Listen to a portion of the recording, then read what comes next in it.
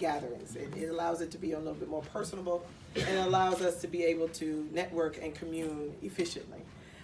But as I always do, before I begin anything, I have to begin in prayer.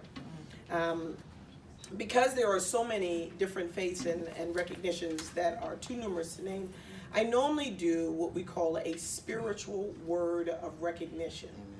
And that means just that.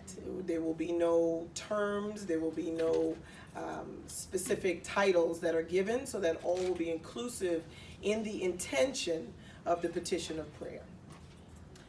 So let us bow our heads as we are willing and able. Let us focus on the right now. Let us take a few seconds to meditate on the current condition of this moment. To open thought, solutions, and answers to what causes us to question what is happening. Staying stagnant is not a solution, but desiring better begins the process. The pain is real, the suffering is optional. So let's focus our time in the right now moment just to say thank you. Amen. Okay, so we are here at CSW 63. That means there was 62 other attempts before it, but this one is going to be the best. Right? So today we're going to open up with some of the things that we do in the UN, as well as those that are not familiar with UN Women, and specifically UN Women Gambia. Of course, that is a West African country that is probably like a little sliver. If you ever look at Senegal and you blink, you'll miss it. But it is a very, very intentional landmass that is right in the southern area of Senegal, and it is filled with beautiful people, great food, and even better energy. And I bring you greetings from that land, and I pray that something that you say today will help you to better understand what the Gambia is and better ways to help the women there especially. We have 4 seeds of the humanitarian conversation. I'll say that again. There are 4 seeds, S-E-E-D-S, to the humanitarian conversation. And those seeds are rooted in soil. Soil stands for strengths, opportunities, innovations, and learning. Now, as we end this great week and begin the aftercare of what we're doing as solutions for women, we have to remember that this does not end at 5 o'clock today. The needs of women, the desire for women to be helped, empowered, and strengthened in voice is ongoing and eternal. But what we want to do is begin to understand, how do we help? A lot of times you hear our parents just say, just do it. Or you hear the marketing ploy to have that as a center of just get it done. Some people say, let's go. Some people say, let it go. But what we need to do is at least begin. So let's begin with the beginning. Let's begin with understanding people's strengths and talents and identify innate abilities in everyone. Not everyone is great or gifted in everything. Not everyone can do everything. As we see in the delegate here from Belfast, everyone is doing something different in the same organization. But the common goal is to come to a solution to whatever it is that is of ailment. Likewise, we have to see that each of us coming together in a certain team brings a grand talent, innovation, and ability.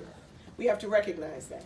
We have to celebrate that, and we have to salute that in raising the voice of women especially. Number 2 is the opportunities for growth. This is huge because it identifies the competency of the performance of standards. This helps you to give a little more to the checks and balances. See what works, see what doesn't work, see what helps, see what doesn't help, see what has happened in the past that was great and what we see now as microwave or quick and hasty. We have to understand that whatever it is that we're doing with the greatest of our abilities and talents at that moment, but there is always room for improvement. Number 3 is the innovations and continuous improvement. This is identifying personal and communal places that we own. This is backing on number 2. This is also bringing in our personal adaptations. We come from different cultures, different backgrounds. We can all put a potato in a pot, but everybody will have a different recipe as to how they serve it. But we all understand that that potato in that pot, served in many different ways, will still feed many people. So we have to look at what it is that we're giving, regardless of how it is seen or viewed or understood. It is still the ability to feed, and that's what we have to focus on. Stop looking at how you do it and how we used to do it, or even how our grandmother did it. We have to look at the fact that we're still feeding, and people are being fed by what it is that we're offering. So we always have to make sure that it's spiritually, physically, and mentally nutritious as we give it. And the last one is learning and development. This is to identify future learning opportunities. As we mentioned, we come with all gifts and talents, different abilities, and many ways to do it. But understand that somebody is going to be watching what we do. And if we're talking about young women, they're going to come behind us and they're going to learn by our example, and they're going to lead by our efforts. How many times as parents, and I'm one of 6 girls, how many times have you said, do something because I said so? And how many times have they done what you do? So they don't always listen to what you say. They do watch what you do. Many of us lead by example, and some of us just offer great conversation.